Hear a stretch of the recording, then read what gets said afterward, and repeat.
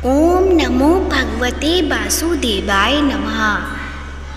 प्रिय भक्तजनों, आज के इस वीडियो में हम आपके लिए भाद्रपद पूर्णिमा व्रत कथा लेकर आए हैं। व्रत कथा सुनने से पहले यदि आपने मायरा वॉइस चैनल को सब्सक्राइब नहीं किया है तो सब्सक्राइब करें और कमेंट बॉक्स में ओम नमो भगवते वासुदेवाय नमः या जय विष्णु भगवान की अवश्य लिखें। भाद्रपद मास की पूर्णिमा भाद्रपद पूर्णिमा के नाम से जानी जाती है। इस पूर्णिमा के दिन कुछ विशेष अनुष्ठान पूरे किए जाते हैं। इस पूर्णिमा के दिन सत्यनारायण की पूजा, शिव पार्वती की पूजा, चंद्रमा पूजा कार्य संपन्न होते हैं। इस पूर्णिमा के दिन व्रत का अत्यंत महत्व भी बताया गया है, जो सभी प्रकार के शुभ वैभव को देने में सहायक बनता है। अब जानते हैं भाद्रपद पूर्णिमा का पूजा समय। भाद्रपद पूर्णिमा 18 सितंबर 2024 को बुधवार के दिन मनाई जाएगी। सितंबर 17, 2024 को 11:45 से पूर्णिमा आरंभ होगी। 18 सितंबर 2024 को 8:05 पर पूर्णिमा समाप्त होगी। भाद्रपद पूर्णिमा से आरंभ श्राद्ध कार्य। संपूर्ण वर्ष में आने वाली हर एक पूर्णिमा की तिथि कुछ न कुछ खास विशेषता के लिए होती है, इसलिए भाद्रपद माह की पूर्णिमा को श्राद्ध पक्ष के आरंभ से जोड़ा जाता है। इसी पूर्णिमा से आरंभ होने वाले श्राद्ध कार्य अश्विन अमावस्या तक चलते हैं, इसलिए भाद्रपद पूर्णिमा को स्नान दान आदि का भी विशेष महत्व बताया गया है। अब सुनिए भाद्रपद पूर्णिमा की व्रत कथा।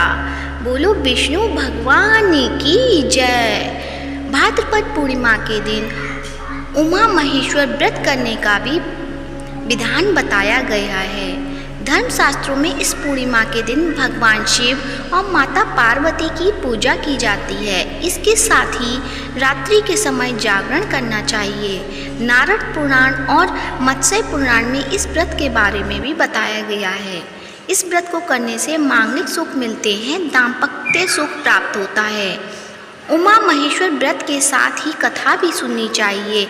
इस कथा को सुनने से व्रत की संपूर्ण फल मिलता है। ऋषि दुर्वासा जी एक बार भगवान शिव शंकर जी के दर्शन करने, उनसे मिलने कैलाश जाते हैं।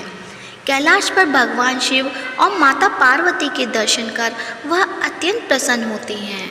भगवान शिव ऋषि दुर्वासा को एक पुष्प माला भेंट करते हैं, जिसे दुर्वासा प्रेम से स्वीकार कर लेते हैं। भगवान से भेंट कर लेने के पश्चात दुर्वासा वहाँ से आगे निकल पड़ते हैं। मार्ग में वह भगवान श्री विष्णु जी के दर्शन के लिए भी उत्सुक होते हैं और उनसे मिलने के लिए विष्णु लोक जाने के लिए आगे निकल पड़ते हैं, लेकिन तभी उनकी भेंट इंद्र से होती है।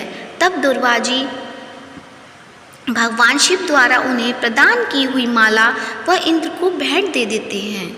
इंद्र अपने अभिमान में उस माला को अपने वाहन ऐरावत हाथी को पहना देता है। ऋषि दुर्वासा यह सब देखकर क्रोधित हो उठते हैं।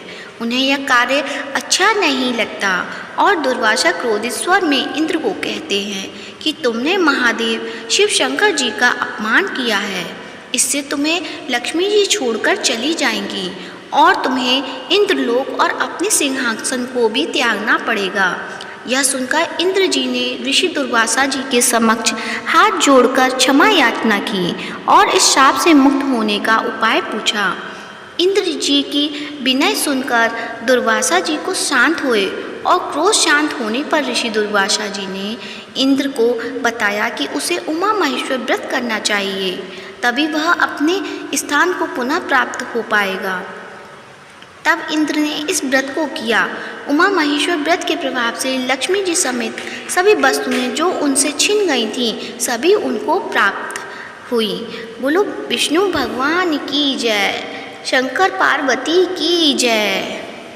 भक्तजनों, कथा अच्छी लगी है तो वीडियो को लाइक करें, ज़्यादा से ज़्यादा शेयर करें और मायरा वॉइस चैनल को सब्सक्राइब करें।